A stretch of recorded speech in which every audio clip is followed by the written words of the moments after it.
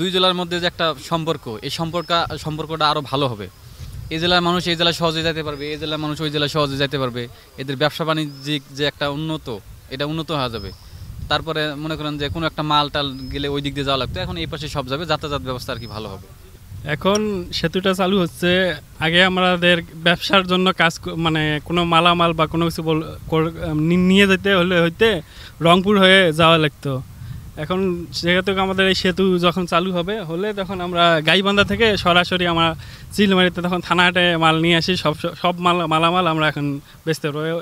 ওখান থেকে আমাদের বাণিজ্য দূরত্ব কমবে, গাড়ি ভাড়াও একটু সাশ্রয়ী হবে, তখন আমাদের ব্যবসা করতেও তখন সুবিধা হবে। এখন সে ব্যাপারে আমাদের মন্তব্যকে মানে দেখা যায় যে আমরা তো নিজের চোখে দেখতেছি রাস্তার কাজ হচ্ছে না, এটা কর্তৃপক্ষ সেটা জানে ভালোভাবে কাজ।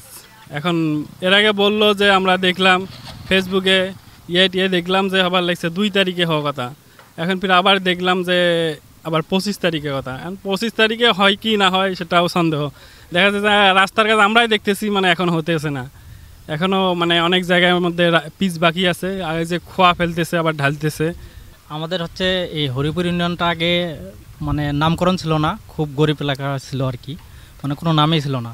তো তিস্তার বৃষ্টি হওয়ার কারণে আমাদের হরিপুর ইউনিয়ন মানে নামে উঠে গেছে, এক নামে সবাই চেনে। আমাদের হরিপুর ইউনিয়ন হচ্ছে আপনার গাইবান্ধা জেলা সুন্দরগঞ্জ থানার মধ্যে পড়ছে। এই পাশে হচ্ছে মানে কুড়িগ্রাম জেলা, এই পাশে সুন্দরগঞ্জ জেলা। তো এদিক থেকে নদী পার হওয়া লাগে, তিস্তা নদী পার হয়ে তো ঢাকা যাওয়া সম্ভব নয়। ওই দিক দিয়ে যদি ঘুরে যায় তাহলে হচ্ছে 10 থেকে 12 ঘন্টা সময় লাগে। আর সেতুটি হওয়ার ফলে এদিক দিয়ে আমাদের 5 থেকে 6 ঘন্টা সময় লাগবে ঢাকা শহর যেতে। মানে সব দিক থেকে আমাদের এলাকা, এই তিস্তা সেতুটি হওয়ার ফলে আমাদের এলাকার উন্নয়ন, আমাদের সব দিক থেকে উন্নয়ন। আবাদ কিস্তি করা, জমি টিকলো, নদী ভাঙন বাঁচলো। এক কথায় যে আমাদের আগে যে একটা গরিবের মানে প্রভাব ছিল, আল্লাহর রহমান বৃষ্টি হওয়ার ফলে এই প্রভাবটা কেটে উঠতে পারবো ইনশাল্লাহ। ব্যবসা বাণিজ্য সব কিছু করতে পারবো এই ব্রিজের উপর দিয়ে। আগে নদী ভাঙাটা থেকে সবাই বেঁচে গেছে, এখন গাড়ি ঘোড়া সব এই দিক দিয়ে চলাফেরা করবে, এই দিক দিয়ে সবার জন্য ভালো হবে। না হলেও 2-2.5 ঘন্টা সময় কমে যাবে, 2 থেকে 2.5 ঘন্টা সময় কমে যাবে। এই দিক থেকে রংপুর যতক্ষণ সময় লাগবো ততক্ষণ আমরা কুড়িগ্রাম যায় বয়ে থাকবো, এতটুকু অনেক সময় বেঁচে যায়। আমাদের এই সেতুটা হওয়ার কারণে আমাদের দুপাশের এলাকা চিলমারি এবং গাইবান্ধা দুপাশে যাতায়াত ব্যবস্থা ভালো হবে।